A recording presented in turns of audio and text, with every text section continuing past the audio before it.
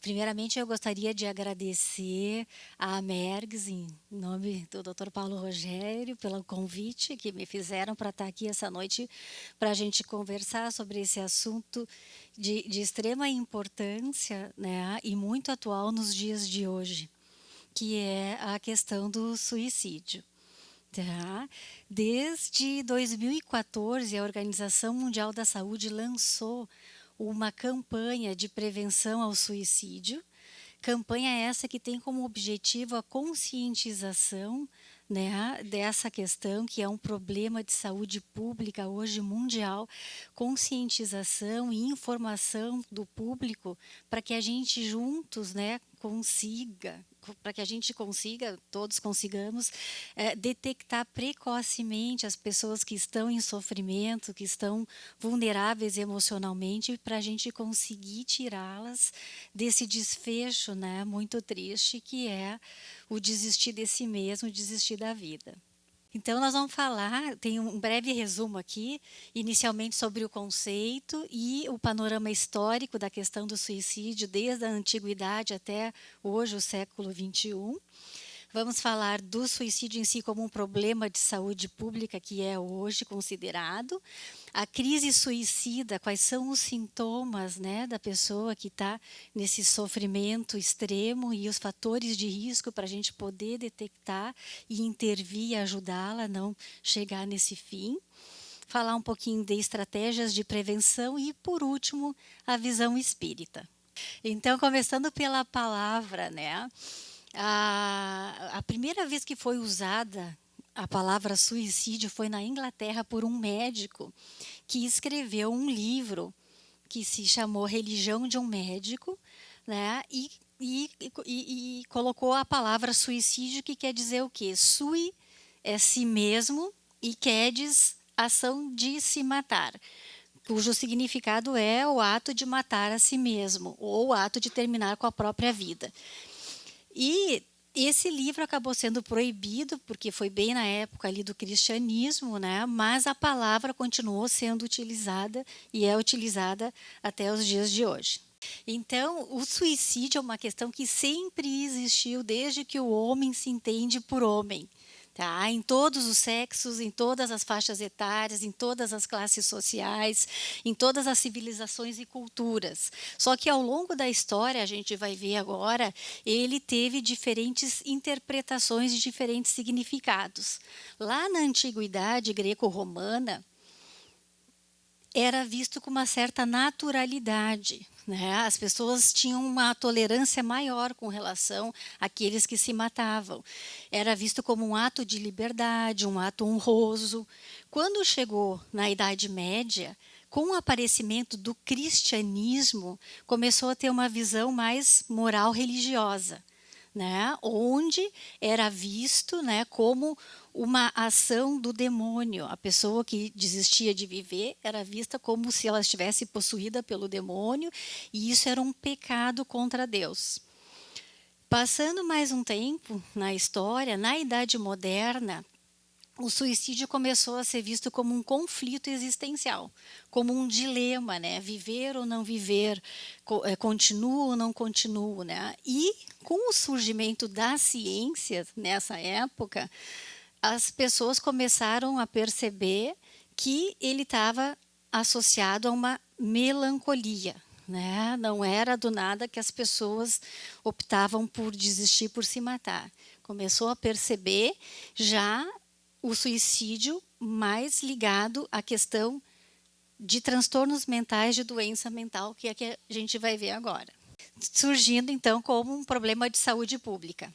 Né? No século, então, aqui 20, né, começou a perceber um grande número aqui, ó, de casos de suicídio, um número crescente, principalmente nos extremos, que é o que a gente tem hoje, principalmente em adolescentes ou em idosos. Não é? E que esses casos, né, das pessoas que acabavam cometendo suicídio estavam, então, realmente ligados a transtornos mentais, a doença mental, né? Caracterizando um problema de saúde pública. certo? E agora, no século XXI, em 2014, está o mundo inteiro já mais preocupado. Então, à medida que começou a ser visto que cerca de 95% dos suicídios estão relacionados a alguma doença mental. Então, começou a se preocupar mais com prevenção, com a gente informar, né, as pessoas, né, dos fatores de risco que fazem com que alguém venha pensar em se matar, para que a gente evite, então, o desfecho do suicídio, que é a campanha mundial, que é a Organização Mundial da Saúde, junto com o Conselho Federal de Medicina, junto com a Associação Brasileira de Psiquiatria, tem feito. Tá? Tanto que todo o mês agora de setembro, todos os anos, vai ser um mês de reflexão, um mês para a gente parar e falar sobre esse assunto, porque a gente informando esse tipo de informação, para a gente detectar precoce as pessoas que estão em sofrimento, né, ela salva vidas. E qualquer problema de saúde, né, a gente só consegue prevenir informando as pessoas, o público em geral, que é o que a gente vai fazer hoje aqui. Então, os números, ó, segundo a Organização Mundial da Saúde, os números reportam a gravidade desse problema no mundo. Por ano, cerca de 800 mil pessoas, né, 800 mil mortes, na verdade, óbitos, são decorrentes do suicídio.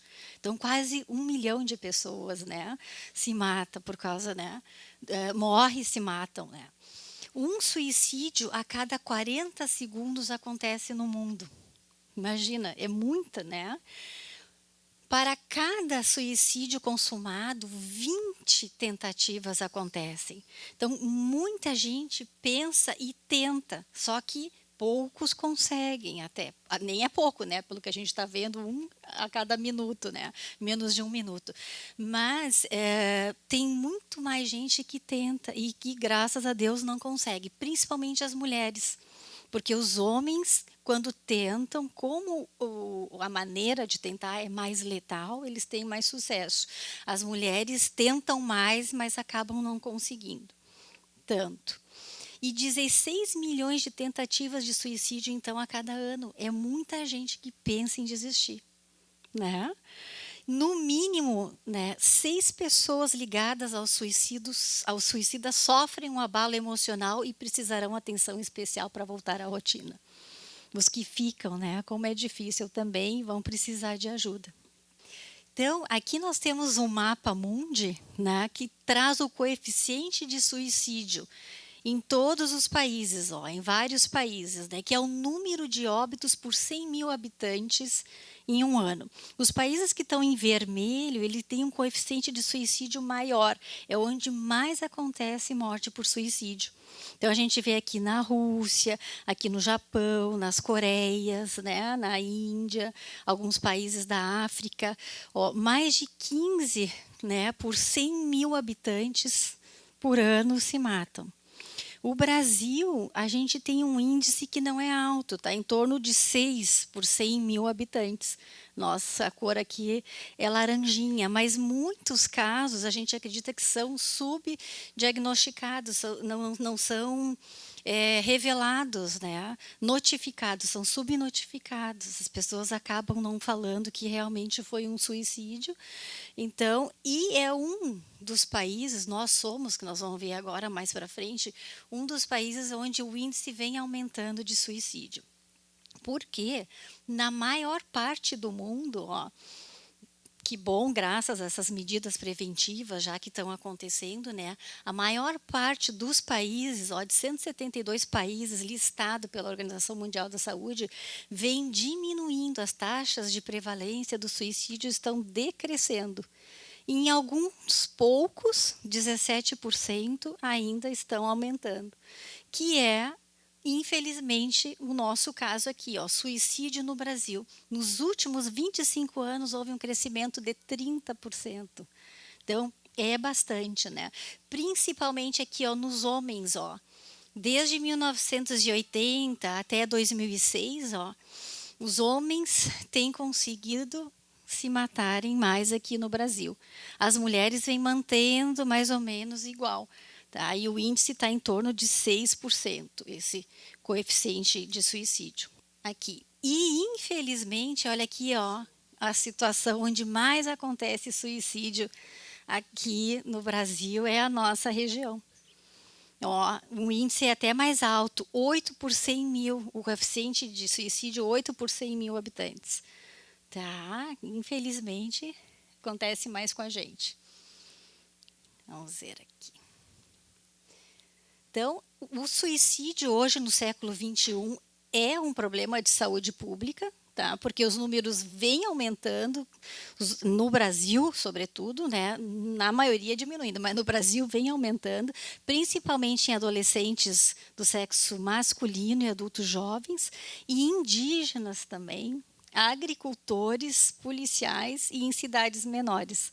Né? Indígenas porque eles têm um certo dilema, eles não sabem mais, não se sentem bem tanto na tribo quanto na cidade, né? Eles não se sentem pertencendo a nenhum desses lugares, então eles se sentem mais perdidos. Os agricultores têm uma questão com agrotóxicos, mas nem tanto, porque se viu bastante a questão aqui no Rio Grande do Sul da cultura, a cultura alemã, a cultura italiana, mas a alemã principalmente, e o uso de álcool também como um facilitador, né, nessas pessoas aqui para realmente, né, conseguirem se matar. Então, aqui no Brasil, apesar de não ser a causa mais grave de morte violenta, porque olha aqui, para nós, infelizmente, se morre mais ainda de homicídio, né? As causas violentas são mais de homicídio e acidente de trânsito. Esse índice, né, parece baixo, mas não é tão baixo assim, até porque vem crescendo. Vamos ver aqui, ó. Então, o suicídio em si, ó, é apenas a ponta de um iceberg, cuja pirâmide é muito, ó, a base é muito larga dessa pirâmide. Porque ao longo da vida, de cada 100 habitantes, 17 já pensaram seriamente em se matar. E desses 17, ó, 5 planejam, chegam a fazer um plano de como executar. 3 realmente fazem uma tentativa e 1 tem esse desfecho ruim, que é o suicídio. Tá? Por isso, né, que a gente vai ter que prestar atenção aqui, ó, quando que muda o pensamento com relação a querer morrer, ou até com relação a não querer mais viver. Quando que isso acontece? Né, ó, então, quando os pensamentos mudam com relação à morte, porque o normal é a gente querer viver, a gente não quer, né, morrer. Mas se começa a pensar em morrer, desejar a morte, querer se matar, a gente tem que... É um sinal vermelho que a gente tem que prestar atenção. Tá? E às vezes antes disso, quando a pessoa começa a pensar assim, estou cansada, não estou assim com muita esperança, ando mais desanimada, tenho vontade de dormir, ou por mim eu fugia, eu sumia, ou eu dormia e não acordava. Isso já é um sinal amarelo anterior, né? Depois começa a pensar em realmente começar, né, a pensar de forma mais grave, que é o sinal vermelho, ó, que eu que estou querendo apontar o vermelho aqui. Sinal vermelho, que é realmente ter a ideação suicida e querer morrer. Então a gente tem que rastrear essa ideia, esse pensamento de que viver não vale a pena, porque não é o normal. Tá? E que 95% dos casos de suicídio são preveníveis, porque se a gente detecta precocemente essas pessoas que estão vulneráveis emocionalmente, a gente pode encaminhar para tratamento. Porque a gente vai ver agora mais para frente que 95% ou mais são causados por alguma doença psiquiátrica. E às vezes a gente não valoriza, a gente não se dá conta. Né? Por isso que a gente precisa prestar atenção nos fatores de risco, que é o que a gente vai ver, tá? Para a gente poder ajudar essas pessoas. Então, a importância de intervir na crise suicida, identificar fatores de risco, identificar sintoma para encaminhar para o tratamento psiquiátrico, psicológico, além do atendimento espiritual, que também é fundamental. né? Porque, na verdade, uma grande parcela das pessoas que se matam, né, não necessariamente queriam morrer. Elas queriam dar um tempo. Elas queriam que tivesse um botão de pause assim na vida, né? Só que isso não existe. Por isso que a gente tem que fazer essa detecção precoce, intervir, levar para ajuda, né? Porque isso pode passar. Porque no fundo a grande maioria provavelmente não queria mesmo, né, desistir. Então, o suicídio é um fenômeno complexo, não é causado por uma questão só. Não existe uma única explicação, são vários fatores associados. Tem fatores psicológicos, fatores sociais, fatores ambientais, fatores familiares, fatores culturais, genéticos, espirituais, né? Então, para a gente ver o quanto é complexo mesmo. E o que configura, então, uma crise suicida? Né? A crise suicida é quando existe uma doença mental que aparece, né, que exacerba, ou, né, uma turbulência emocional devido a algum acontecimento na vida que a gente tem dificuldade de lidar, vivenciada como um colapso existencial, provocando uma dor psíquica intolerável, tendo como consequência o desejo de interrompê-la por meio da cessação de viver, que seria se matando. E quais são, então, esses estados emocionais mais frequentes nessa crise suicida? O principal deles é a dor na alma, que é esse psyche ache, que vem do inglês. Tá? A dor na alma, o desespero, uma ambivalência, né? Continuo ou não continuo, desisto ou não desisto, impulsividade, inclusive com agressividade aqui, e uma rigidez do pensamento negativo. A pessoa não consegue não pensar de forma que tenha esperança, né, de acreditar que aquilo ali possa passar. Ela fica só achando que aquilo ali é o fim, não tem mais o que fazer, então ela tem que dar um fim nesse sofrimento. Então, os sinais e sintomas de alerta do risco iminente de suicídio são os vários Ds aqui, ó, da dor psíquica, né? O desespero, são esses vários Ds aqui, ó. Desespero, desesperança, desamparo, depressão, delírio, delírio, que é um outro quadro causado por algum problema orgânico que a pessoa tem no organismo, dependência química, uso de drogas, descrença, né, inclusive em Deus, em qualquer outra, né, questão religiosa, certo? Esses são os Ds dessa dor psíquica insuportável, onde tem um estreitamento cognitivo, o pensamento só vê ou é tudo é nada, ou eu desisto ou não vai passar, né? E a última, né, a única saída aqui, o último desfecho vai ter que ser eu me matar. Só que esses fatores de risco, eles não acontecem de uma hora para outra, né? Essa crise, ela vai se formando, ela vai aumentando aos pouquinhos, porque existem, ó, fatores precipitantes e fatores predisponentes até que se agrave para chegar na crise suicida. Então, quais são eles? Ó, os fatores predisponentes comuns: ter uma doença mental, ter um transtorno psiquiátrico, ter tido uma tentativa prévia de suicídio, ter tido suicídio na família, história familiar de alguém que já se matou, é comum isso se repetir se a gente não cuida. Ter tido algum abuso sexual na infância, ser uma pessoa impulsiva ou agressiva, ter um certo isolamento social, retraimento social, doenças incapacitantes, incuráveis, às vezes quando surge um câncer, quando surge uma AIDS, né? Às vezes a pessoa não sabe lidar com isso, acaba sendo um fator predisponente. E alta recente de internação psiquiátrica também, principalmente depois de um quadro depressivo grave. E os fatores precipitantes, nós temos vários, né? Pode ser qualquer estressor psicossocial, qualquer estresse, qualquer dificuldade que a gente tenha na nossa vida, que a gente não tem, não está tendo facilidade, está tendo inclusive dificuldade para lidar.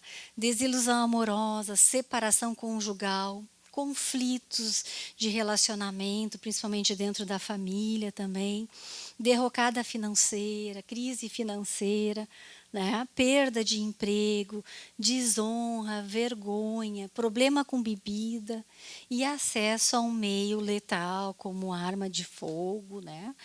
ou outro. Então, para nós vai ser muito importante a gente entender isso aqui, ó, que as pesquisas mostram que não é do nada que a pessoa se mata. A Organização Mundial da Saúde observou, né, em pesquisas sérias, que cerca de 95% então dos suicídios, né, a pessoa que se matou tinha um diagnóstico psiquiátrico, e isso foi sendo também descoberto, revisto, né, confirmado através da autópsia psicológica, que são relatos, né, que as pessoas deixam, às vezes cartas, aí conversa com a família também, né, ou com o médico da pessoa que já vinha em tratamento.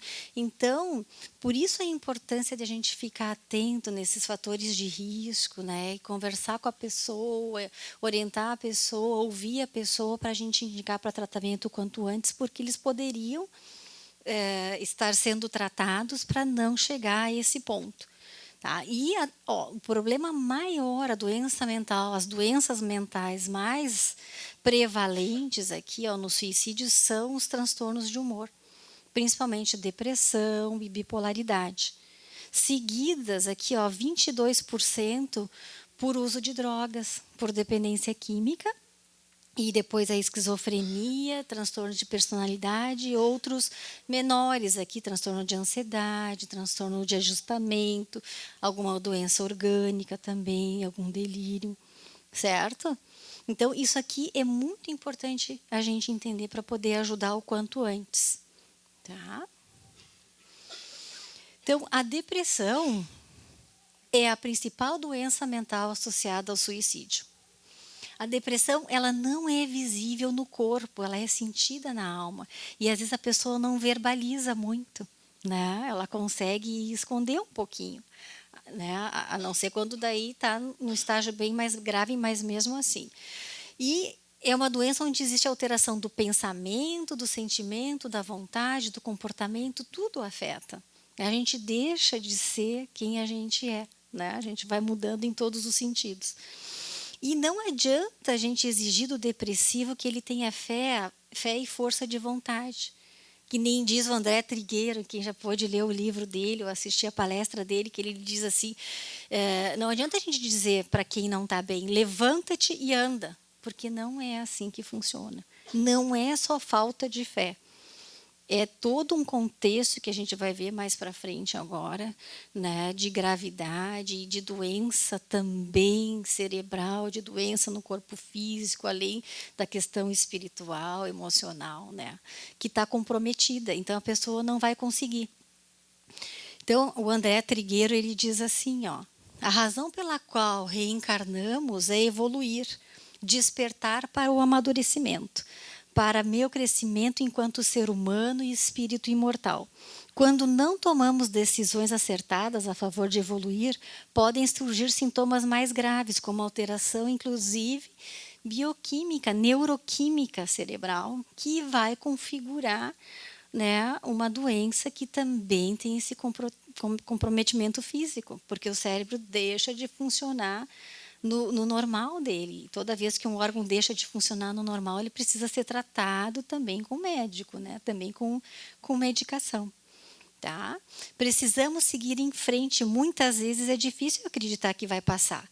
Aí então a gente tem que incentivar e encaminhar o quanto antes para tratamento com psiquiatra e psicólogo e o atendimento espiritual concomitante, né? E qual que é a relação entre comportamento suicida e uso de álcool? Porque é o que também a segunda causa de doença mental mais prevalente é o uso de drogas, principalmente o álcool, né? Consumir bebida alcoólica de forma abusiva está associado com maior risco de suicídio ao longo da vida. Ó. Cerca de 15% maior é o risco de suicídio em quem bebe. 6 vezes mais do que na população geral. Olha como agrava, né? Como facilita para levar a um suicídio. Nas autópsias psicológicas, 25% dos que cometem suicídio são portadores de dependência química. E 35 a 50, ó, não tem o diagnóstico de dependência química, mas fizeram ingestão de álcool no momento do ato suicida para ajudar na coragem, né? Para ajudar na coragem. E não necessariamente tinham a dependência química. Né? Então, o álcool só prejudica mais ainda. E por que consumir bebida de forma abusiva está associado a maior risco de suicídio ao longo da vida? Porque quem bebe mais cronicamente, aqui já é um dependente, um alcoolista, né, tem o risco aumentado porque a saúde física já está comprometida, a própria intoxicação crônica do cérebro, do sistema nervoso central, isso vai deixando a pessoa mais para baixo, então vai trazendo sentimentos depressivos, a vida pessoal fica caótica e conturbada, a história de perdas pessoais também, geralmente a pessoa que bebe tem, desemprego, baixo rendimento funcional. Né? E também, quando ela está na síndrome da falta da bebida, ela pode ter mais impulsividade, mais confusão e mais depressão. Então, tudo isso contribui, daqui a pouco, né, para facilitar aí um suicídio. E uma outra notícia ruim aqui para nós também, ó, o uso precoce de álcool em adolescentes cada vez mais, inclusive aqui no Rio Grande do Sul. Ó. 7 em cada 10 alunas do 9º ano do ensino fundamental já beberam álcool, aponta uma pesquisa do IBGE. Né? Então, no 9º ano, elas estão em torno de 15 anos hoje. Né? Como se fosse o primeiro do ensino médio, né? do 2º grau que a gente tinha, né? Em torno de 15 anos. Então, estão bebendo cada vez mais cedo, num momento que o cérebro não está pronto para receber bebida, que é só depois dos 21 anos, e olhe lá, ele nunca está pronto, na verdade, né? Mas o quanto antes, pior. Certo? Então, para chegar aqui no suicídio, é uma série de fatores que vão se somando na vida da pessoa, a ponto de ela não conseguir ver outra saída. Então, quais são os fatores de risco principais desse comportamento suicida aqui, ó? Transtornos psiquiátricos, depressão, transtorno bipolar, esquizofrenia e alcoolismo e dependência de drogas.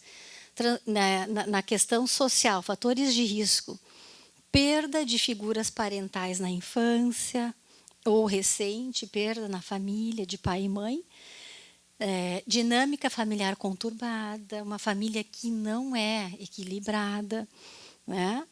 Personalidade com fortes traços de agressividade e impulsividade.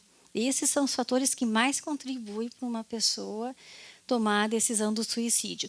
Doenças clínicas não psiquiátricas, né? Doenças orgânicas do corpo, câncer, o diagnóstico de um câncer, às vezes a pessoa não sabe lidar bem com isso, não vê alternativa, né, para o sofrimento que ela está tendo, que ela vai ter.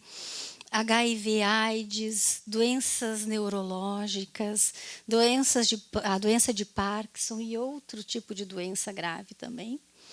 E fatores sociodemográficos, sexo masculino, principalmente acontece mais em homens, faixa etária de 15 a 35 anos ou no idoso também, certo? Porque o idoso está num momento, às vezes, que ele está tendo que fazer, ele não pode mais ter a vida que ele tinha, ele está tendo que se privar de muita coisa. Né? E às vezes também se sente mais sozinho, faz um quadro depressivo. Outro fator sociodemográfico, estratos econômicos extremos, né? As pessoas com mais condições econômicas e as com menos também são os extremos. Residente em áreas urbanas, baixa escolaridade, desemprego, né? Desempregado ou aposentados, solteiros ou separados. Então, é importante a gente identificar as pessoas que estão sofrendo e tendo esse tipo de fator de risco, ó, identificar esses pacientes e já oferecer, levar para tratamento, né, levar para uma assistência. Né? E também, principalmente aquelas que já tentaram, as que já tentaram mais ainda, a gente tem que fazer um cuidado bem de perto, tá? Porque pode vir, né, a quererem desistir de novo realmente. E a depressão, segundo a Organização Mundial da Saúde aqui, ó, deverá ser a principal causa de doença, a principal doença, na verdade, e causa de morte em 2020, né, por causa do suicídio. Isso a gente faz tempo que escuta na área médica e agora está chegando mais pertinho, né, porque a gente já está em 2017 quase, né. Então, está se agravando, né? A prevalência vem aumentando da depressão, que é o que mais causa a vontade de desistir, né? E leva ao suicídio. Com relação à prevenção, existem 3 níveis de prevenção do suicídio. A primeira aqui é a universal, que é a que a gente está fazendo, que é a informação para todo mundo, né? Para todo mundo ficar atento, para as pessoas que estão em sofrimento, para a gente já, né, levá-las para atendimento. Tem a seletiva e tem a indicada. A universal para o público geral, conscientização do problema do suicídio, que não é do nada, tem alguma doença aí por trás, tem que ser tratada, vamos cuidar, né? Vamos ouvir, vamos ficar atento. E redução de acesso a meios letais. No Brasil, que bom que a gente tem a proibição de armas, né? Mas se bem que se consegue fácil também. Mas isso é um fator de proteção, não ter, cada um ter uma arma em casa. A prevenção aqui, ó, seletiva, são aquelas pessoas que têm já um risco mais elevado de se matar. Aí já tem que ser levada para tratamento, né, o quanto antes.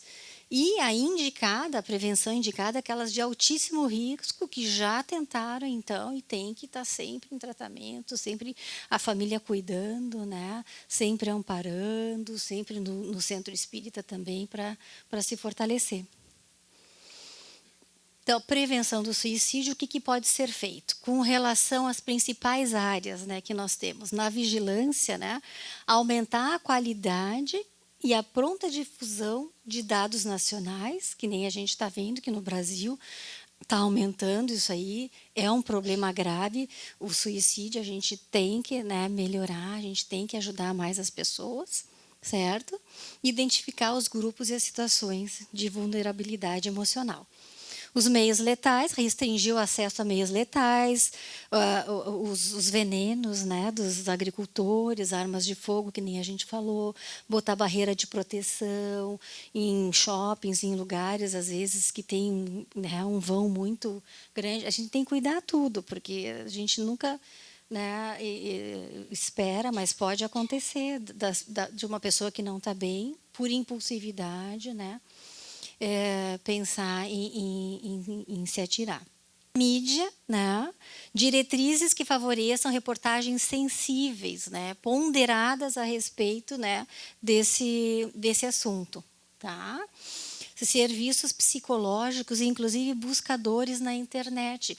Os Estados Unidos, como a internet já é bem mais avançada, se tu coloca suicídio ali, já aparecem vários sites de autoajuda. Já abre na hora.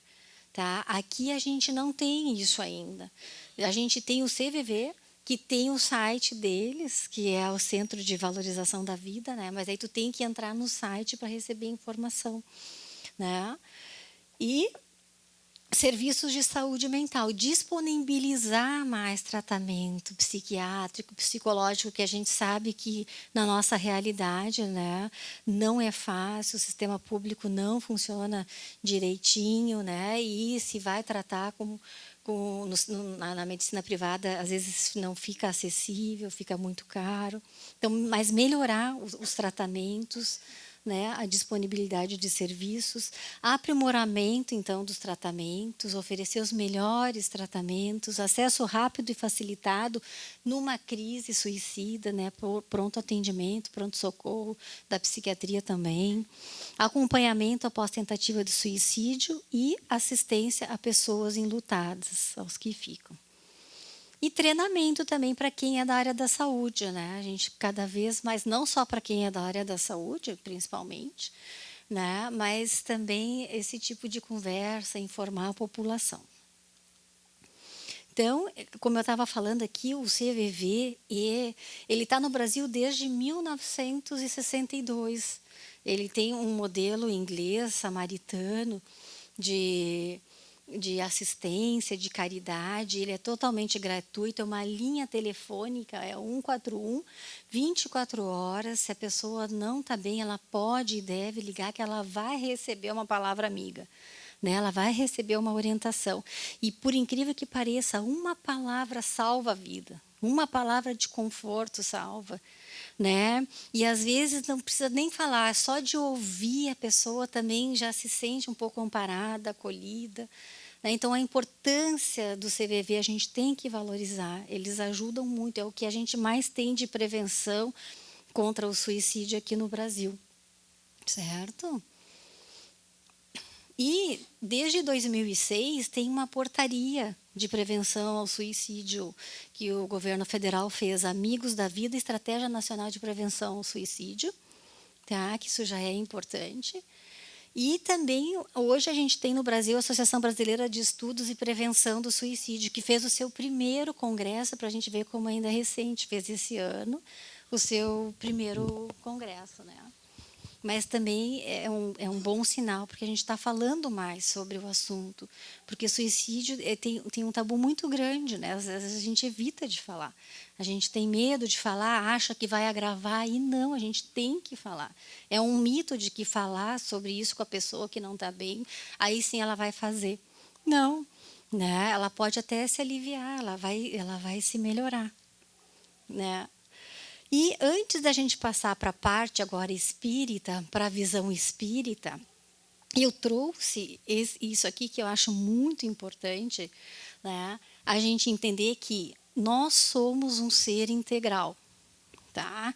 Que nessa vida a gente tem vários corpos, né? Nós não somos só espírito e nós não somos só corpo físico.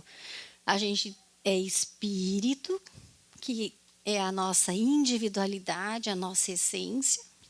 Nós temos o corpo mental, que é o pensamento, que é o próprio espírito, né? Tem o corpo espiritual, que é o perispírito, nosso corpo astral, que é a nossa personalidade dessa vida, as nossas emoções, as nossas memórias estão todas ali. A gente tem o corpo vital, que é o duplo etéreo, aqui onde tem os centros vitais, né? Que tem, onde acontecem os fenômenos fisiológicos, biológicos, e a manifestação final na matéria, que é o corpo físico, é o cerebral. Por que eu trouxe isso aqui? Né? É porque, claro que tudo começa no espírito. A gente sabe, né? Inclusive as dores da alma, né? E a gente é uma alma, é um espírito encarnado, mas tudo começa no espírito, só que se começa no espírito, conforme a gravidade do nosso sofrimento, vai ter uma repercussão aqui no corpo físico.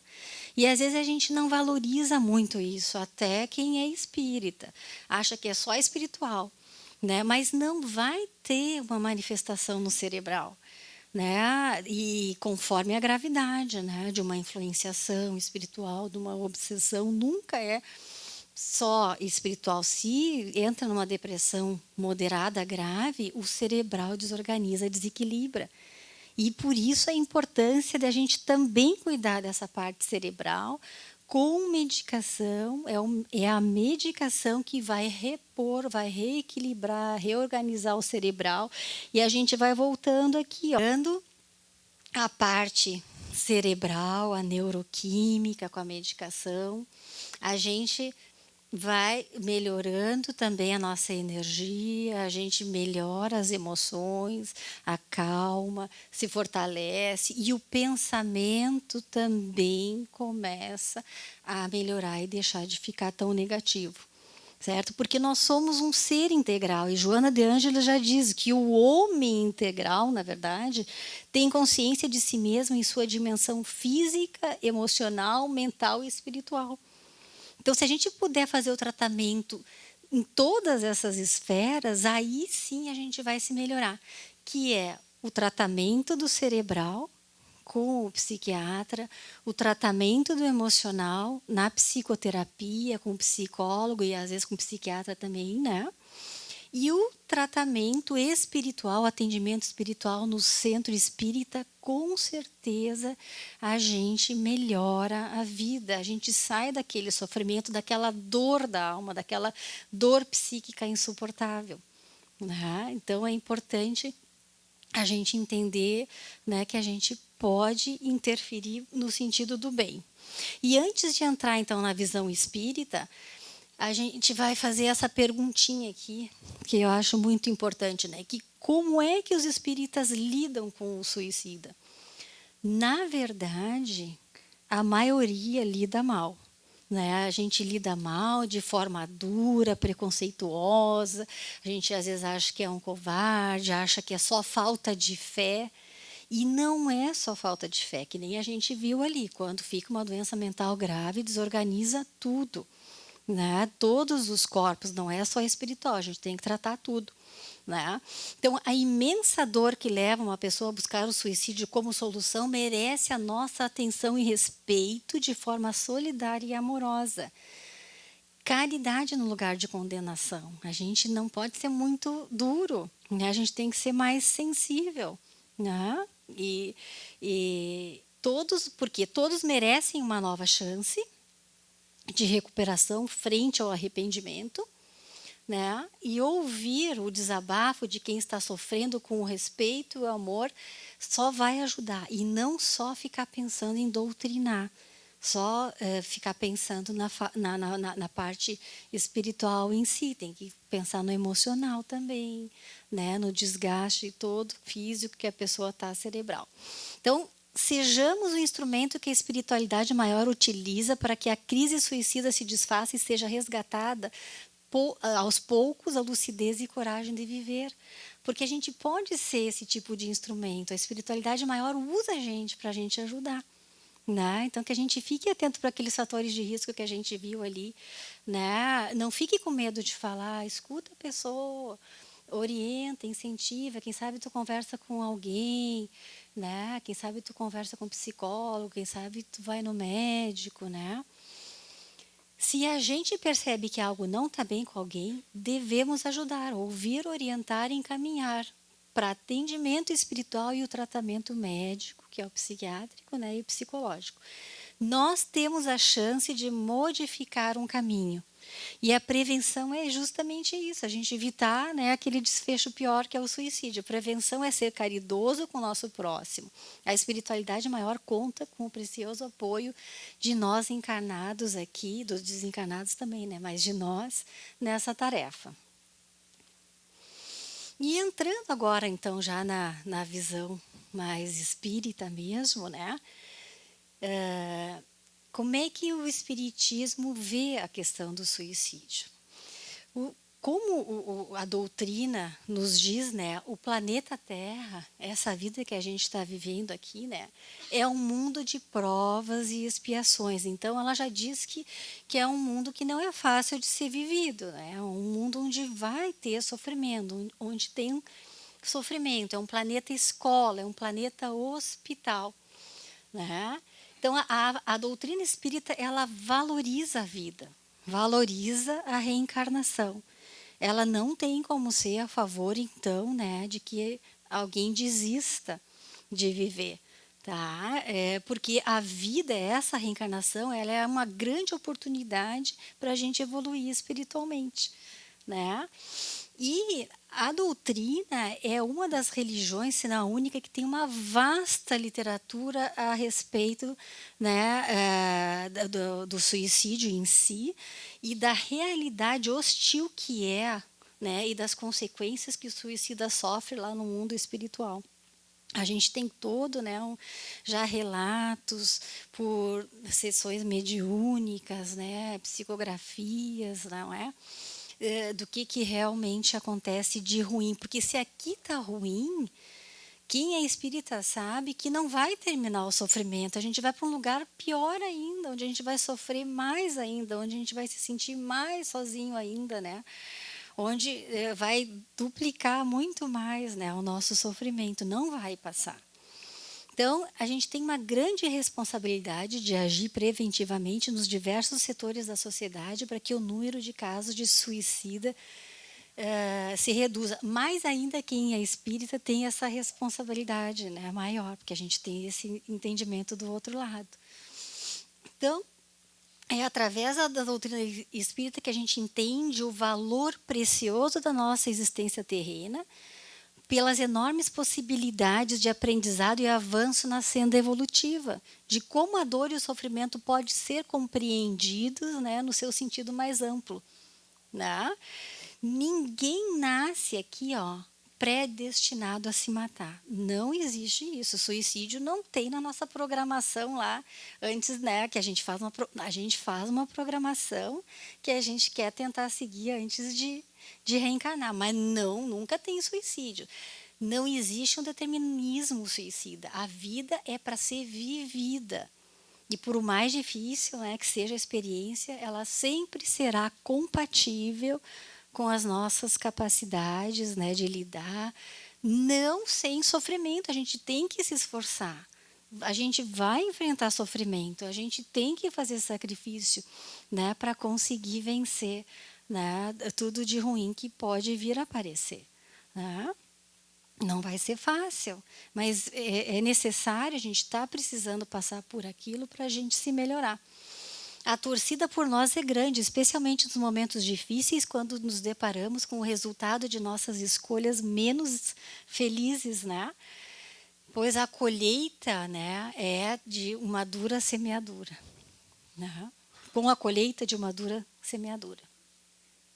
Então, agora entrando mais na doutrina em si, vamos ver aqui o que o Allan Kardec nos trouxe, né, nas obras básicas que foram codificadas por ele da doutrina, começando pelo Livro dos Espíritos, na parte 4ª, no capítulo 1, capítulo 1, das penas e gozos terrestres, desgosto da vida, fala em suicídio. Aí na questão 944, ele pergunta, né, a espiritualidade, né? Tem o homem o direito de dispor da sua vida? E os espíritos respondem, o espírito de verdade responde, não, só a Deus assiste esse direito.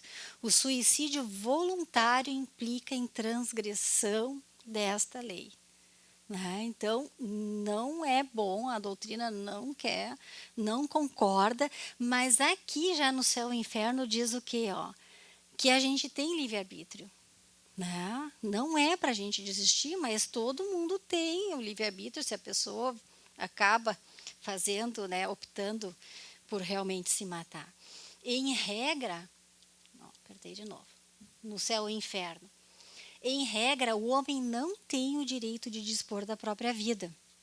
Por isso que esta lhe foi dada visando deveres a cumprir, porque a vida foi dada para a gente, né, porque a gente tem deveres para cumprir aqui na Terra. Razão bastante para que não a abrevie voluntariamente sob o pretexto algum. Mas ao homem, visto que o livre-arbítrio, né, visto que tem o livre-arbítrio, ninguém impede a infração a esta lei. Sujeita-se, porém, às suas consequências, que nós vamos ver agora um pouquinho mais quais seriam elas, né? Quais são elas. Ainda no Livro dos Espíritos, na questão 950, Tem a pergunta: que pensar daquele que se mata na esperança de chegar mais depressa a uma vida melhor?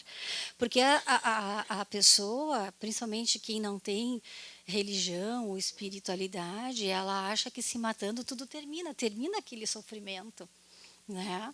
Então tudo vai acabar, ela vai para um lugar melhor, porque daí tudo acaba, né? De ruim. Então, que pensar daquele que se mata na esperança de chegar mais depressa a uma vida melhor? Outra loucura, que faça o bem e mais certo que estará de lá chegar, pois matando-se retarda a sua entrada no mundo melhor. Né? Então, pelo contrário, não vai terminar, vai piorar. Né? E a Joana de Ângeles também nos diz, ó, ela desaconselha enfaticamente os mecanismos de fuga diante do sofrimento que a gente tem aqui nessa vida. Fugir, escamotear, anestesiar o sofrimento são métodos ineficazes, mecanismos de alienação que postergam, só retardam, né, a realidade, somando-se sempre com a sobrecarga das complicações decorrentes do tempo perdido, o tempo que a gente vai perder de ter aqui para se melhorar, para evoluir. Pelo contrário, uma atitude corajosa de examiná-lo e enfrentá-lo, que seria através aqui de uma ajuda especializada, de um tratamento, né? Representa valioso recurso de lucidez com um efeito terapêutico propiciador de paz. Né? Tudo pode passar, se a gente aceita ajuda, se a gente tiver a humildade também de aceitar ajuda, né? Mas às vezes a pessoa está numa confusão mental tão grande que ela não tem mais condições, né, de se dar conta. Por isso que a família, por isso a gente que é espírita, né, tentar levar para uma ajuda, né? Porque vai passar, aquilo ali pode passar com ajuda especializada, com um atendimento espiritual também. Vamos ver aqui, né? Então, com relação às consequências, o que acontece com o espírito suicida? No Livro dos Espíritos, questão 957. Quais, em geral, com relação ao estado do espírito, as consequências do suicídio? A resposta: muito diversas são as consequências do suicídio. Não há penas determinadas. Cada caso é um caso. A gente não pode dizer que contigo vai acontecer isso, como acontece com todo mundo. Não, cada caso é um caso, não tem pena determinada. Né? Em todos os casos, correspondem sempre às causas que o produziram. Há, porém, uma consequência a que o suicida não pode escapar, que é o desapontamento. O que é esse desapontamento? A doutrina espírita nos revela que o primeiro grande choque após o suicídio se dá quando o suicida ele se percebe vivo. Ele se dá conta que ele não morreu. Que o que morreu foi o corpo físico, foi só um dos corpos dele. Né? Então há um grande desapontamento, uma decepção, quando descobre que a morte então não existe. Né, e que a dor foi potencialmente agravada pelas consequências do seu ato. Né? Certo? E a sorte, continuando aqui do desapontamento, porém não é a mesma para todos, depende das circunstâncias. Alguns espiam a falta imediatamente, outros em nova existência, que será pior do que uma nova vida, né, que será pior do que aquela que eles interromperam. Tem alguns que espiam no sentido imediatamente que ficam ali, vão ter que ficar nas zonas inferiores, né, do plano espiritual pelo tempo que teriam que continuar ainda aqui. Ficar naquele sofrimento e sozinho, com uma perturbação mental, né, uma perturbação à beira da loucura espiritual que eles vão falar aqui mais para frente. Ó. O suicídio, então, ele não propicia o fim do sofrimento. A doutrina nos ensina isso, nem mesmo alívio ou melhora das condições daquele que o cometeu. O sofrimento permanece ou até piora, de acordo com as motivações, as influências espirituais, o grau de conhecimento, o nível evolutivo e o tipo de morte. O suicida pode sofrer por anos de uma culpa que corrói o seu psiquismo, levando à beira da loucura espiritual. Né? Essa culpa, esse arrependimento. O suicida encontra grande dificuldade de se afastar do corpo físico logo após o desencarne, entrando em grande sofrimento, pois ele sofre as impressões também da decomposição daquele corpo físico, né? Ele, ainda mais quem é muito apegado à matéria, né? E muitos são, porque justamente não tem religião, não tem espiritualidade, acabam desistindo de si mesmo, desistindo da vida. Eles ficam sofrendo aquilo ali, grudados ao corpo físico ainda e não se dão conta, né? Como o desencarne de um suicida acontece geralmente, né, geralmente não é de forma violenta, né? O perispírito ele vai permanecer lesionado. A parte, né, conforme o tipo de morte, também é lesado no perispírito. E olha só o que acontece, causando um grande desajuste na organização espiritual. Na maioria dos casos, é necessário submetê-la a uma reencarnação compulsória para reparar esses danos. Então, o que é a reencarnação compulsória? Ele fica obrigado, na obrigação de reencarnar de novo com um problema, né, com uma lesão no corpo físico que ele vai ter em função, né, conforme o tipo de morte que ele acabou se submetendo. As consequências dependem muito dos fatores determinantes, pois não tem efeito sem causa. E só que uma coisa que é muito importante é a gente sempre lembrar, que a providência divina, ela jamais nos abandona. Uma prece que a gente lembre de fazer, que o suicida lembre de fazer, ele já vai ser socorrido. Porque os irmãozinhos, né, a espiritualidade maior está ali, de certa forma, com ele. Mas acontece que o pensamento dele está numa vibração tão baixa, tão negativa, que ele não se dá conta, não acessa, ele está naquela confusão, naquela perturbação toda espiritual, mental, né? Mas assim, não há penas eternas quando existe o arrependimento. Se ele se arrepender, fizer uma prece, mesmo em uma situação de extrema angústia e desespero, como acontece no pós-suicídio, jamais estamos a sós. No primeiro sinal de arrependimento, através de uma prece sincera, os socorristas eles vêm e vão levá-lo para um tratamento no mundo espiritual. Aqueles resgatados e socorridos vão recuperando lentamente a consciência até compreender então a gravidade da situação, né? E aí já se inicia até um preparo para uma próxima reencarnação. Inicia-se o preparo para uma nova encarnação, onde seja possível reparar integral ou parcialmente os estragos causados no suicídio, né? Que são daqui a pouco vir com alguma condição, uma deficiência, né, para estar já resgatando uma, né, expiação maior. O sofrimento do suicida só termina, então, quando o espírito consegue passar com êxito por todas as provações que o levaram a cometer o suicídio e ainda resgatar os prejuízos acumulados. E isso pode levar séculos, estendendo-se por 2, 3, né, ou mais existências para resgatar isso, né, de ter cometido o suicídio. E como é que dentro da doutrina espírita, onde é que a gente encontra a prevenção do suicídio? Que eu acho que é a parte mais bonita aqui do espiritismo, né? Que mais pode vir a ajudar na prevenção de um suicídio. Allan Kardec aqui, ele também já nos dizia na Obras Póstumas, né? Em Obras Póstumas, né? Ele diz que é pela educação, mais do que pela instrução, que se transformará a humanidade. O que é a instrução? É a gente estudar, né? É fazer leitura e estudar. É o conhecimento teórico, mas a educação em si é ensinar a utilizar adequada e beneficamente todo o conteúdo que a gente aprendeu. É botar em prática aquilo que a gente aprendeu, né? Então, a prevenção do suicídio no Espiritismo, a gente encontra no Evangelho segundo o Espiritismo, no que Jesus nos ensinou e no que os espíritos amigos ali também nos trazem, principalmente no capítulo 5º, que é o capítulo Bem-aventurados os aflitos, porque pelas palavras de Jesus, bem-aventurados os aflitos devem ser entendidas como os que têm a oportunidade de provar a sua fé com firmeza, a perseverança e submissão à vontade de Deus.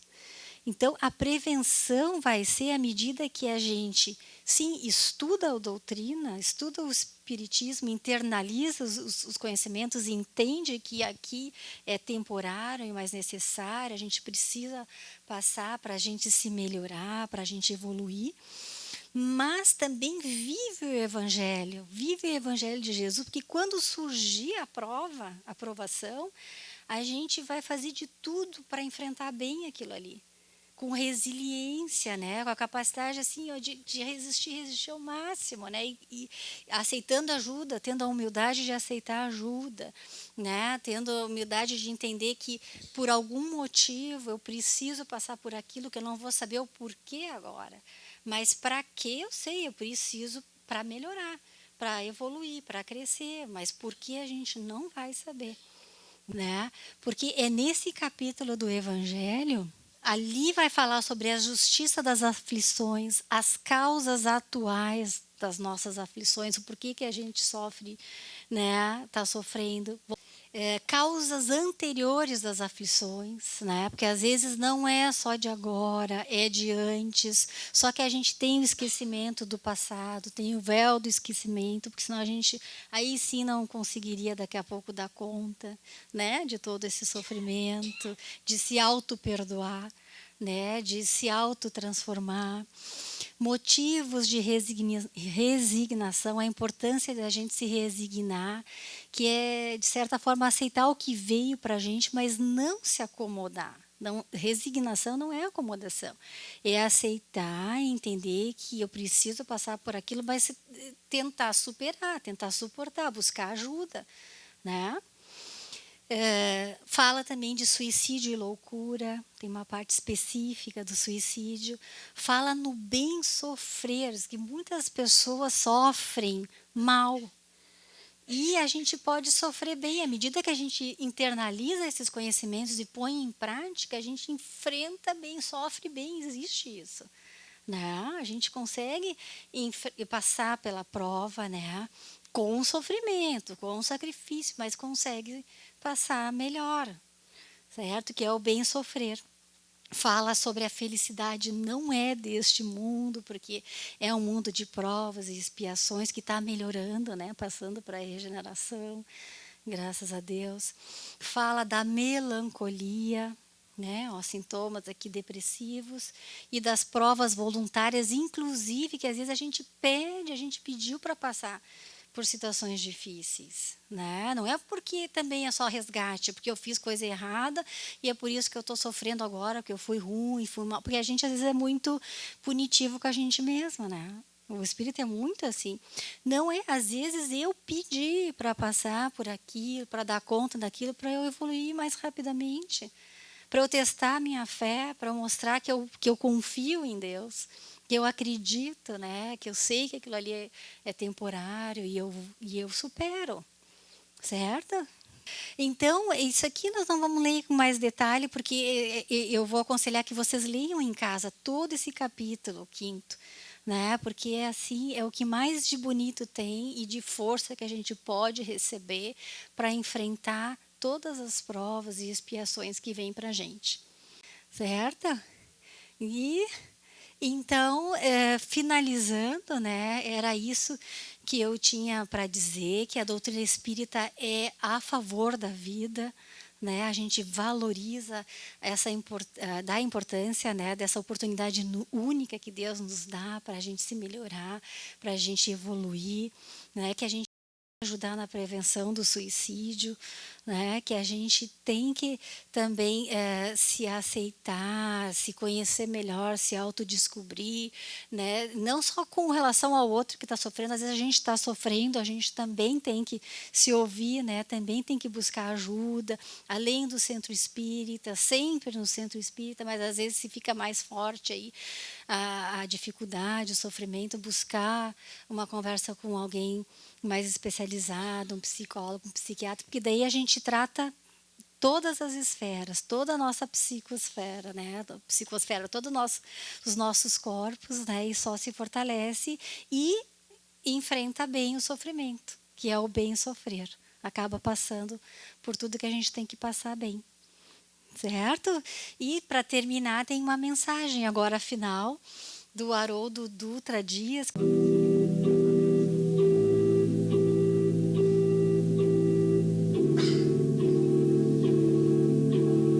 Fecham seus olhos, esqueçam preocupações, pensamentos. Comece a respirar fundo. Comece a pensar no seu espírito protetor, que está agora ao seu lado, tentando estabelecer um contato com você. Sua família espiritual.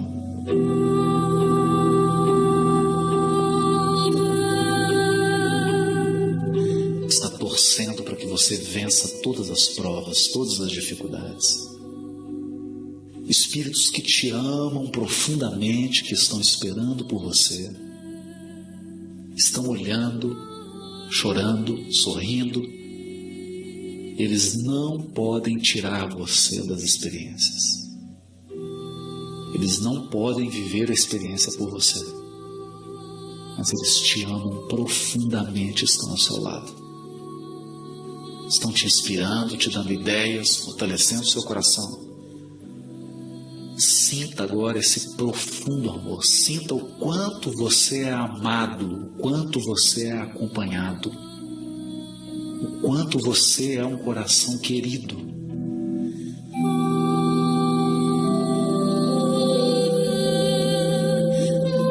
Pense em todos os recursos que foram disponibilizados para que você encarnasse. Todas as providências que foram tomadas para que a sua encarnação chegasse ao ponto que chegou até agora. Pensa nisso. Quantas criaturas se movimentaram? Quantas pessoas foram chamadas a colaborar para que você estivesse vivo aqui agora? Para que você tivesse a profissão que tem, para que você tivesse os recursos que tem, para que você tivesse as oportunidades que você tem. Sinta esse amor.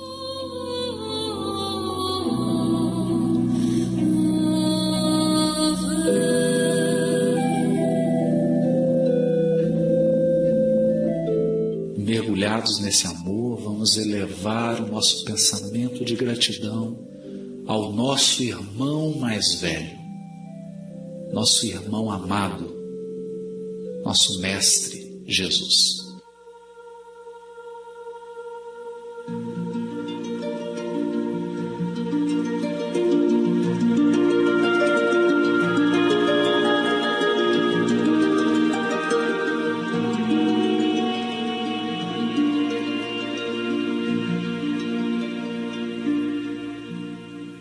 Mestre, muito obrigado por ter nos colocado onde nos colocou, Senhor.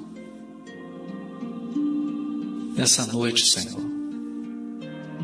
eu quero te agradecer a todas as dificuldades da nossa vida, porque elas estão nos tornando mais fortes, Mestre. Mas, por favor, Senhor, nos ensina a confiar no teu coração, mesmo quando a tempestade for intensa. Nos ensina a confiar na tua direção, mesmo quando tudo pareça estar perdido. Ampara os nossos familiares, Mestre, os nossos entes queridos, cuida de cada um deles. Amplie a nossa percepção espiritual da vida, Jesus. Nós que estamos dormindo, estamos distraídos, estamos cegos. Nos ensina a ver a beleza da nossa vida, a beleza da nossa programação espiritual, Jesus. A beleza das providências que são tomadas a cada dia. Esses corações queridos que choram, que sorriem, que nos amam e que nos envolvem. Que nunca nós nos esqueçamos desse amor, Mestre. Que nós possamos seguir o Teu Evangelho de luz, iluminando os nossos espíritos nas Tuas lições imortais. Ampara os trabalhadores, fortalece o coração de cada um deles, que cada um possa sentir a sua missão espiritual, o propósito da sua encarnação, o motivo de estarem nessa cidade, e que cada um sinta queimar no seu coração a certeza de que todos chegaremos bem com o Teu auxílio. Ampara-nos, Mestre, agora e sempre, que assim seja, Senhor.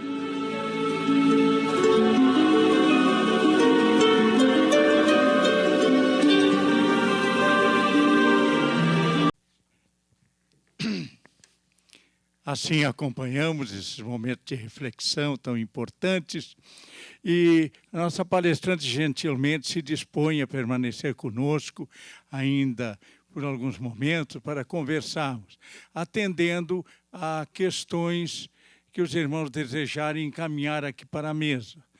Situações que verificamos, que nos são trazidas, relacionadas a pensamentos ou tentativas em crianças e pré-adolescentes. Poderia fazer alguma referência a respeito? Na verdade, né, o que a gente pode dizer dentro da doutrina espírita, né, é que o espírito ele não tem idade, né? Ele é uma criança, está num corpo de criança, né, mas ele já teve muitas vivências e daqui a pouco traz aquilo com ele. Né? No nosso perispírito, às vezes fica gravado, a gente vem com uma predisposição perispiritual também, né, de depressão, por incrível que pareça, que acaba já desde cedo refletindo no corpo físico, né, na questão neuroquímica, na questão cerebral, e que, graças a Deus, hoje a psiquiatria infantil também ela está bem mais avançada. E o quanto antes a gente tratar a criança, melhor. Né? Porque daí, tratando, vai ser um adulto melhor, né? Em todos os sentidos, inclusive emocionalmente, para conseguir, né, passar por tudo que tem que passar nessa vida e não seguir para esse desfecho aí. Eu considero que tem que tratar a criança o quanto antes, inclusive com medicação. Né? Como proceder com aqueles que falam em se matar, mas quando indicamos psiquiatras, relutam, não aceitam e não vão ao médico? Então, isso é muito comum e como é sofrido, né? Quando a pessoa não aceita ajuda. Né? Então, o que a gente tem que fazer? A gente tem que lembrar aquela questão do livre-arbítrio. Né? A pessoa também não quer, não aceita ajuda, está fazendo uma outra escolha. Mas aí, mais do que nunca, o tratamento espiritual, o atendimento espiritual à distância, né? A gente vem para o centro espírita, vem no lugar dele, faz o tratamento por ele no centro espírita, faz o tratamento em casa, no apoio à distância, né? Apoio familiar à distância, faz evangelho no lar. Então, essa parte espiritual vai dar força para daqui a pouco ele despertar, assim, para aceitar o tratamento. E isso funciona. Né? A gente sabe que funciona. Né? A gente fazendo primeiro por ele, que daqui a pouco ele desperta para uma ajuda. Certo? O que podemos fazer aqui para ajudar lá no plano espiritual um familiar que se foi por suicídio? Aqui, de preferência, não ficar chamando por ele, não ficar sofrendo por ele, porque a gente só piora a situação, a perturbação mental e espiritual, porque a culpa dele aumenta mais ainda daqui a pouco, né? Ele fica mais apegado, né? Então, o que a gente pode fazer é justamente pedir prece. em prece, pedir que ele seja socorrido, que ele esteja amparado, que ele consiga fazer uma prece, né? E para nós cabe só mais essa questão de pedir por ele, né? Que a espiritualidade maior vai socorrê-lo, certo? Aqui uma informação, a colaboração dos nossos irmãos, que o número dos telefones do CVV mudou. Agora é 188. Muito obrigada. Eu tinha esse número 188 no slide, mas aí hoje eu fui ver na internet, mas será que é esse número?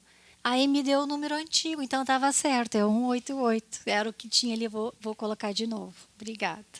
Que é um trabalho essencial e ajuda muito na prevenção aqui para nós no Brasil.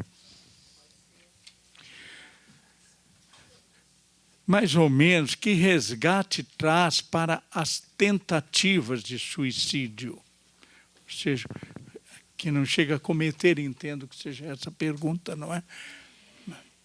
Que o resgate é tu não perder o tempo, que nem foi colocado ali, né, nas obras básicas, né, que seria abortar essa existência e tu perder tempo de evoluir, de te melhorar, é tu conseguir ficar, né, e cumprir o tempo que só Deus sabe o nosso tempo, né, cumprir o tempo que a gente tem que cumprir para se melhorar, crescer e evoluir. E esse é um grande resgate, né?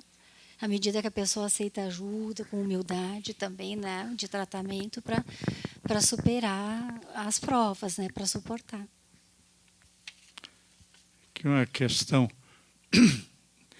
Quando um espírita comete suicídio, que nem a gente viu ali, diz, né, nas obras básicas, a nossa responsabilidade é muito maior, porque a gente tem todo o conhecimento, né? Então, o sofrimento nosso vai ser muito maior, porque a gente vai chegar lá e vai ver, né? Vai relembrar, vai rever tudo que a gente já sabia, mas que a gente não conseguiu, né, cumprir, né, de permanecer aqui nas provas, na minha expiação, vai se dar conta que foi para o mundo espiritual e para as zonas de maior sofrimento ainda, né? Então a responsabilidade nossa é muito maior, esclarecer um pouco sobre o que é autópsia psicológica. A autópsia psicológica, né, é quando a pessoa que cometeu suicídio, claro, ela não pode dizer o que ocasionou, mas elas deixam pistas, assim, né? Então a gente vai fazendo um diagnóstico, vai voltando para fazer o diagnóstico, que é essa autópsia psicológica, para entender o que o levou a tomar essa decisão. Então, geralmente tem cartas que a pessoa deixa, geralmente tem conversas já com familiares, geralmente ela já tinha tentado algum tipo de tratamento, então faz contato com o médico, com o psicólogo, né, para a gente entender, e foi a partir daí que as pesquisas também, né, chegaram à conclusão que a maioria das pessoas que se mataram realmente tinham já uma doença mental grave. Foi através de autópsias psicológicas, da busca dessas provas, dessas pistas que elas foram deixando, né? Como auxiliar aqueles que estejam em processo de suicídio involuntário ou indireto e são resistentes à ajuda? É a mesma coisa, né? O suicídio involuntário é aquele que a gente vai morrendo aos poucos, vai matando o nosso corpo físico, principalmente pelo uso de drogas, né? Não só isso, às vezes alimentação, né? Obesidade, a gente não quer se privar de coisas, não quer cuidar de um dos nossos corpos, que é o principal nessa vida, que é o corpo físico, né? Sem ele a gente não consegue viver essa vida. Então a gente, toda vez que a gente encurta o nosso período aqui, é suicídio. Esse suicídio indireto vai encurtar o tempo biológico meu, o tempo, a saúde, né, do meu corpo físico. né? Então, é a mesma coisa, como se não tivesse dependência química, né, na família. A gente tem que vir para o centro espírita no lugar dele, fazer por ele o tratamento, né, porque daqui a pouco ele vai despertar, né, para aceitar ajuda. Porque o dependente químico é assim, cada um tem o seu momento, né? Mas se a gente vem buscar ajuda espiritual, esse momento pode chegar mais rápido, tá? É a gente fazendo por eles inicialmente. Além da prece pelo parente suicida, já no plano espiritual, fazer a caridade em nome dele ajuda-lo a superar o sofrimento? Aí vocês podem me ajudar. Em nome dele, eu acho que a caridade a gente tem que fazer sempre em nosso nome, né? Eu não sei se a gente pode fazer em nome de outro que já se foi, se isso vai ter um valor para ajudar a diminuir o sofrimento dele, né? Talvez não. A impressão que eu tenho, eu acho que não, né? De fato, não é? Nos parece que a prática do bem beneficia, sobretudo, quem o pratica, não é? Isso não Mas, sem dúvida alguma, é uma, digamos assim, generosa intenção essa de vibrar por aquele que está desencarnado.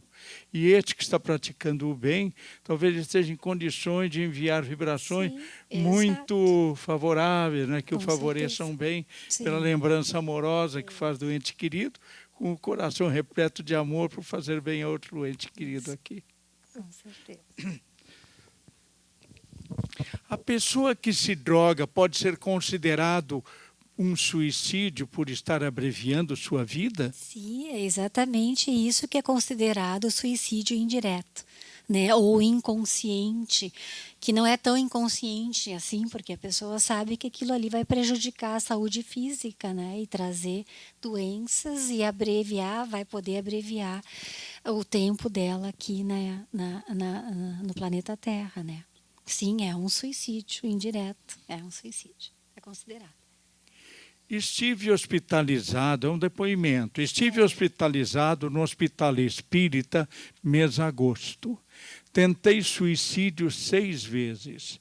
Estou em tratamento, mas as crises são constantes.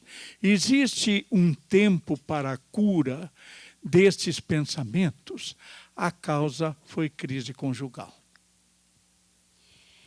A gente não tem como determinar um tempo, né? Mas tem que continua nessa caminhada, né? Continua tratando todos os corpos que a gente tem, né? O espiritual aqui no Centro Espírita, o emocional, na terapia, através do autoconhecimento, do autodescobrimento, né? Para a gente conseguir fazer a autotransformação, a parte cerebral com a medicação, né? Então, quem mais tenta, mais consegue, vai conseguir se melhorar, vai chegar essa melhora, né? Essa força para superar todo esse sofrimento. É só continuar tentando, mas um tempo assim de quando isso vai passar a gente não tem como, né, estimar, né?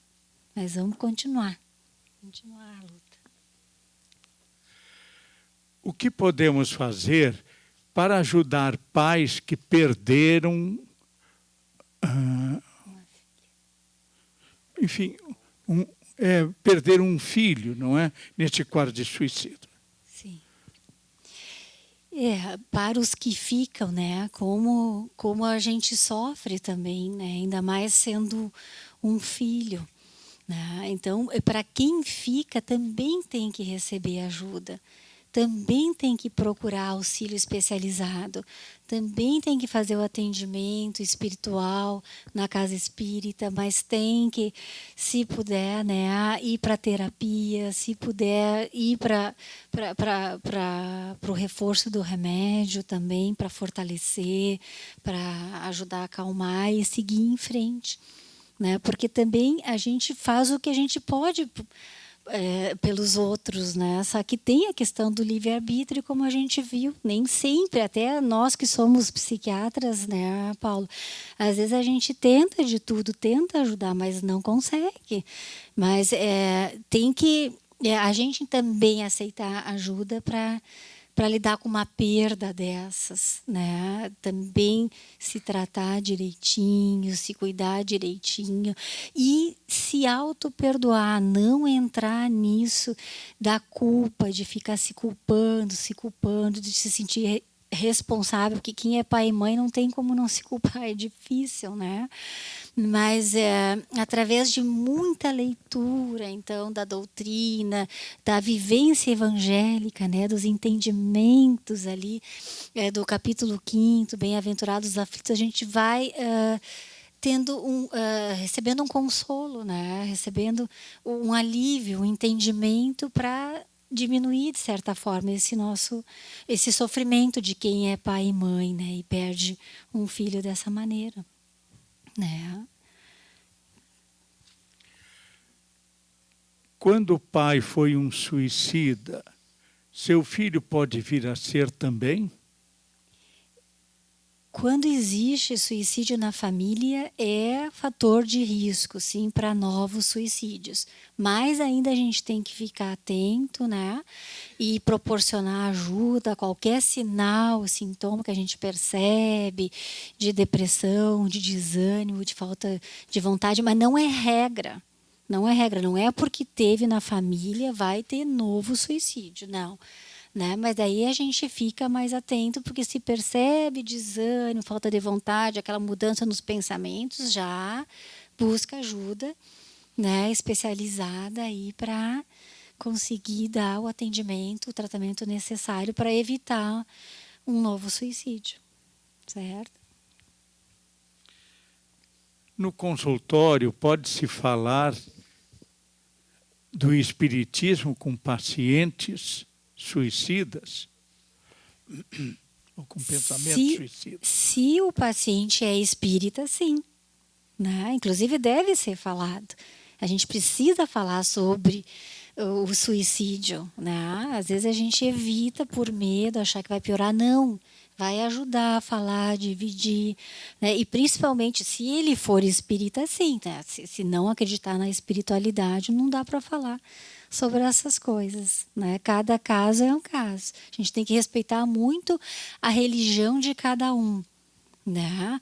E inclusive sempre eu valorizo muito e incentivo, né? Vai lá na tua igreja, vai lá no teu templo, vai lá no teu centro espírita, não importa a religião, mas vai, não descuida. Né? Vamos rezar, vamos fazer a prece, vamos fazer reflexão. Tem que sempre incentivar, mas para falar do mundo espiritual, né? Dessa questão toda, dessa visão espírita do suicídio, só se a pessoa é espírita. Senão vai ser uma confusão, não vão entender nada, vão até achar que o médico está louco. Né? Quem está louco é o médico. Né? Quem está confuso é o médico. Aqui a questão dos processos obsessivos nos casos de suicídio. Um suicida pode se tornar um espírito obsessor? Pode. A pessoa, depois que cometeu suicídio, sim, ele se torna, primeiro, auto-obsessão dele mesmo, né? Porque entra naquela confusão mental toda, naquela vibração baixa, né? Mas ele até pode, acredito que sim, né? Ele fica naquela perturbação, né, toda, pode se tornar um obsessor. Por isso que cabe a quem fica fazer prece, né, irradiar pensamentos bons, pedir para a espiritualidade maior ajudar, né, ajudá-lo, né? Mas a gente não pode esquecer que a obsessão só acontece porque a gente permite, né? Porque se ele virou um obsessor para mim é porque o meu pensamento está muito ligado nele e é tudo isso que a gente não pode manter. Encaminha, pede para a espiritualidade maior dar conta, né? Porque se ele está, se eu percebo que daqui a pouco eu acho que ele é um obsessor meu, é porque eu estou permitindo, né? Então eu tenho que fazer a minha parte, né? De vir na casa espírita fazer tratamento para mim, né? E para ele também, para que a espiritualidade, né, o socorra, o encaminhe para tratamento dele lá no plano espiritual. Vamos encaminhar, então, a última questão, embora tenhamos outras, nós procuramos formular aquelas que abrangiam o interesse, não é? De outras perguntas. E, vamos dizer assim, considerando que o suicida continuará tendo sofrimento, que caminho ele deve tomar para se livrar desses tormentos após a morte? É a prece, né? Pedir ajuda, ter a humildade de pedir ajuda, de fazer uma prece, que ele vai ser socorrido. No momento é que às vezes ele fica numa perturbação tão grande que ele entra naquela loucura, né? Numa loucura também, ele não consegue se dar conta direito do que está acontecendo e esquece até de rezar, né? Fazer uma prece. No momento que tu faz uma prece, que a gente faz aqui, ou o espírito que se suicidou faz uma prece, onde quer que ele esteja, ele vai ser socorrido, ele vai receber a ajuda da espiritualidade maior, que vai tirá-lo daquelas zonas inferiores, né, de sofrimento maior e levá-lo para um tratamento, e imediatamente levá-lo para um tratamento no plano espiritual. Isso. É a prece. Muito obrigado.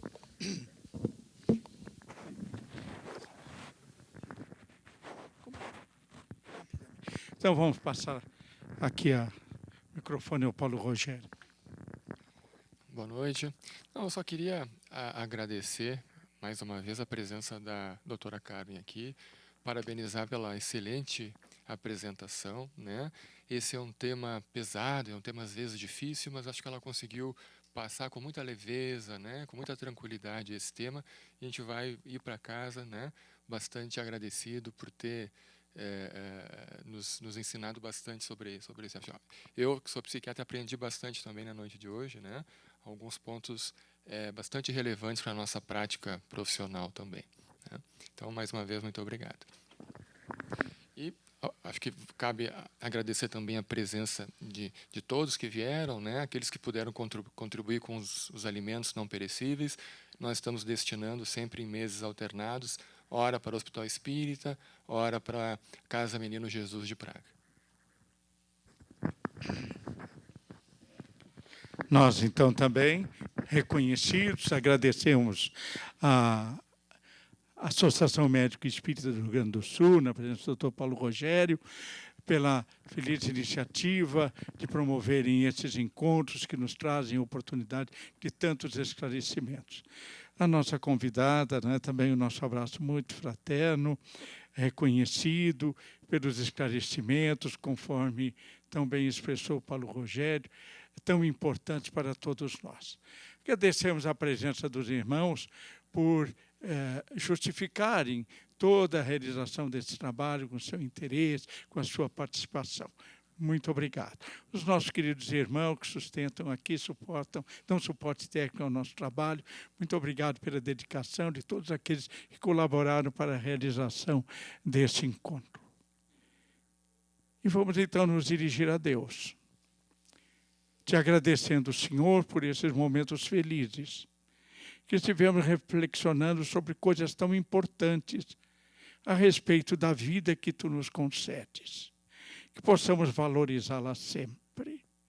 Possamos reconhecer que cada momento representa uma oportunidade de aprendizado, de construção da felicidade. Que este impulso natural que trazemos possa orientar as decisões da nossa consciência.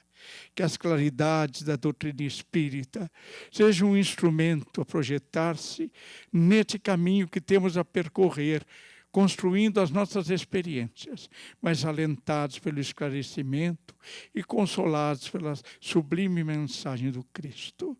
Que Jesus possa abençoar a todos esses seus irmãos, que buscam o aprendizado entre dificuldades, mas com a alma cheia de esperança. Abençoa-nos, Pai. Precisamos tanto de Ti, mas sabemos que podemos contar contigo. Que possamos sentir a Tua presença divina em todos os instantes da nossa vida. Naqueles momentos mais difíceis, quando todas as portas parecerem fechadas, possamos nos lembrar que temos o Teu amor infinito infinito, que contigo tudo venceremos, que os nossos passos serão firmes e determinados na direção do futuro glorioso que tu nos reservas, pois somos teus filhos amados. Nos entregamos nas tuas divinas mãos. Seja feita sempre a tua vontade. Despede-nos na tua paz. Que assim seja.